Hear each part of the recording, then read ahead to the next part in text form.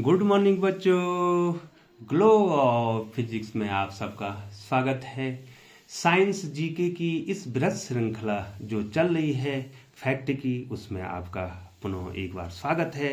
ये volume number 5 है और 70वां फैक्ट है और इस वीडियो का पहला फैक्ट है। और इसमें सारे क्वेश्चन जो है बच्चों आपको इसमें बनने वाले हैं। अवतल दर्पणों के उपयोग, क्या क्या उपयोग होते हैं बच्चों। एक तो बच्चों टार्च में होता है, सैटेलाइट में होता है, वाहनों के अग्रदीपों में जो हेडलाइट होते हैं उसमें होते हैं, सेविंग दर्पणों में भी जो है अवतल दर्पणों का प्रयोग किया जाता है। और जो दंत विशेषज्ञ होते हैं, ठीक है बच्चों, वो क्या करते हैं, दांतों का बड़ा प्रतिबिंब देखने के लिए अवतल दर्पणों का प्रयोग करते हैं बच्चों। तो बहुत इंपॉर्टेंट है, इसमें से कोई भी जो है आपको कॉम्पिटिटिव एग्जाम में पूछा जा सकता है बच्चों। तो अगला फैक्ट है बच्चों, अगला फैक्ट है, क्या कह रहा है, अवतल दर्पणों के उपयोग। उत्तल दर्पणों के उपयोग। तो एक उपयोग है बच्चों, उत्तल दर्पणों का उपयोग सामान्यतः वाहनों के पश्च दृश्य दर्पणों के रूप में किया जाता है। ये दर्पण वाहन के पार्श्व साइड में लगे रहते हैं बच्चों। जो बच्चों गाड़ी में जो ड्राइवर के सामने जो दर्पण लगा रहता है वो दर्पण क्या होता है बच्चों, उत्तल दर्पण होता है बच्चों।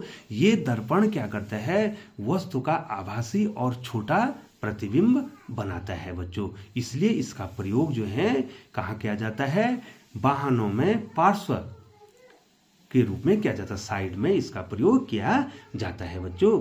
तो लिए चलते हैं अगले फैक्ट की ओर। क्या कह रहे हैं, निर्वात में प्रकाश की चाल कितनी होती है। तो ये होती है मतलब 3 गुणा 10 की घात 8, अर्थात आपने 3 के पीछे 8 जीरो लगा देने हैं। इतना मीटर प्रति सेकंड प्रकाश की चाल होती है बच्चों। 73वां फैक्ट आपके स्क्रीन पे है बच्चों। क्या कह रहा है बच्चों, बहुत बार इंपॉर्टेंट है, पूछा जाता है, आप कंफ्यूज करते हैं इसमें। लोहा तथा रबर में कौन अधिक प्रत्यास्थ है। तो लोहा अधिक प्रत्यास्थ है बच्चों। समझ जाइए बच्चों, जो प्रत्यास्थ वस्तुएं होती हैं उनको खींचने में उतना अधिक कार्य करना पड़ता है बच्चों, ठीक है बच्चों। तो कौन अधिक प्रत्यास्थ है, लोहा। रबर की तुलना में लोहा अधिक प्रत्यास्थ है बच्चों। अगला फैक्ट है, ठोस, द्रव तथा गैस में ध्वनि की चाल सर्वाधिक होती है। तो ये सबसे ज्यादा ठोसों में होती है बच्चों, ध्वनि की चाल सबसे ज्यादा ठोसों में होती है। और सबसे कम कहाँ होती है बच्चों, गैस में होती है। और द्रव में जो है उसके बीच में होती है। तो अर्थात सबसे ज्यादा चाल कहाँ होती है ध्वनि की, ठोसों में होती है बच्चों। अगला क्वेश्चन बच्चों, ये भी बार बार पूछा जाता है परीक्षा में, कंपटीशन में आपको। ये देखो, प्रकाश वर्ष किस भौतिक राशि का मात्रक है। ये दूरी का मात्रक है, लेकिन प्रायो बच्चे क्या करते हैं, इसमें वर्ष समझ देते हैं और इसको समय का मात्रक लिखते हैं, जो कि गलत आंसर है। इसका सही आंसर है, प्रकाश वर्ष जो है किसका मात्रक है, दूरी का मात्रक है बच्चों। लिए चलते हैं अगले क्वेश्चन की, अगले फैक्ट की ओर। लेंस की क्षमता का मात्रक क्या है। तो बच्चों ये मात्रक है डायोप्टर। अगला फैक्ट है बच्चों, स्पष्ट दृष्टि की न्यूनतम दूरी कितनी होती है। तो ये 25 सेंटीमीटर होती है बच्चों।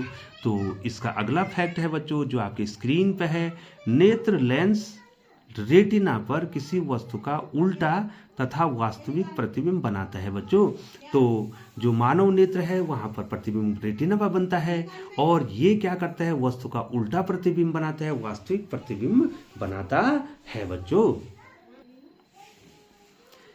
अगला फैक्ट है बच्चों, एक स्वस्थ आंख के लिए निकट का बिंदु 25 सेंटीमीटर तथा दूर का बिंदु अनंत होता है, जिसको दृष्टि विस्तार भी कहते हैं। इसका मतलब एक स्वस्थ मनुष्य जो है 25 सेंटीमीटर से अनंत तक देख सकता है, और इस 25 सेंटीमीटर को स्पष्ट दृष्टि की न्यूनतम दूरी भी कहते हैं बच्चों। अगला फैक्ट आपके सामने है बच्चों, समतल दर्पण की फोकस दूरी अनंत व क्षमता 0 होती है बच्चों, ठीक है बच्चों।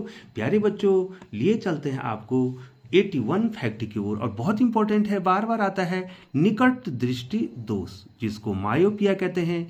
एक्चुअली होता क्या बच्चों, ये जो निकट दृष्टि दोष है उससे पीड़ित व्यक्ति क्या होता है, निकट स्पष्ट देखता है लेकिन दूर नहीं देख सकता।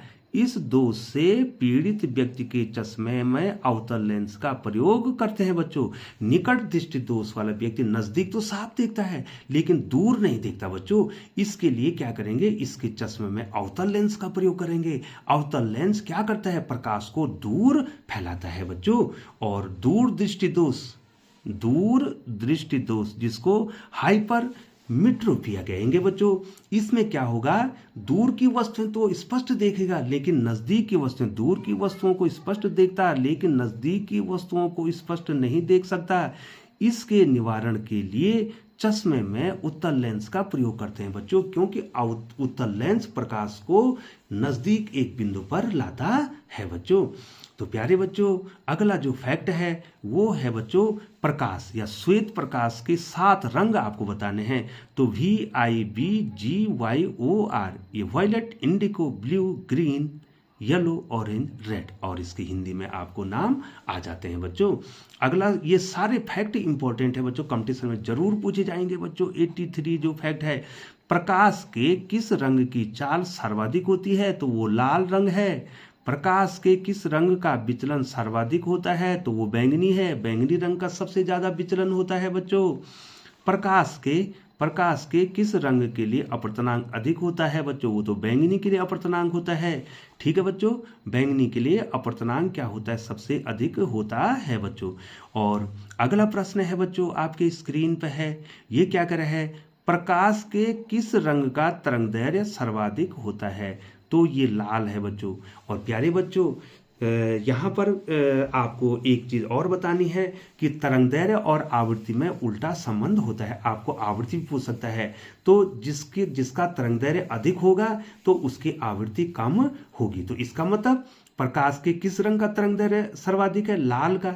और अगर आपको ये पूछेगा कि प्रकाश के किस रंग की आवृत्ति सबसे कम है, तो वो भी क्या हो जाएगा बच्चों, लाल रंग हो जाएगा बच्चों। तो आपको यहाँ पे ध्यान देना है बच्चों।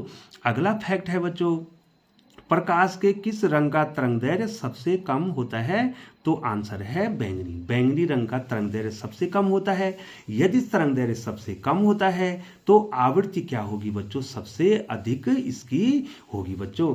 तो प्यारे बच्चों, चैनल पर बने रहने के लिए आपका बहुत बहुत धन्यवाद एवं और आभार। प्यारे बच्चों, यदि आप चैनल पर बने हुए हैं तो चैनल को सब्सक्राइब कर लें, बेल आइकन को प्रेस करते हुए नोटिफिकेशन ऑन कर दें, ताकि ग्लो ऑफ फिजिक्स के द्वारा समय समय पर जो बृहद श्रृंखला में जो है साइंस के जीके का जो फैक्ट आपको बताया जा रहा है उसका लाभ आपको मिल सके। इन्हीं शब्दों के साथ जो है बच्चों, पुनः चैनल पर बने रहने के लिए आपका बहुत बहुत धन्यवाद एवं आभार।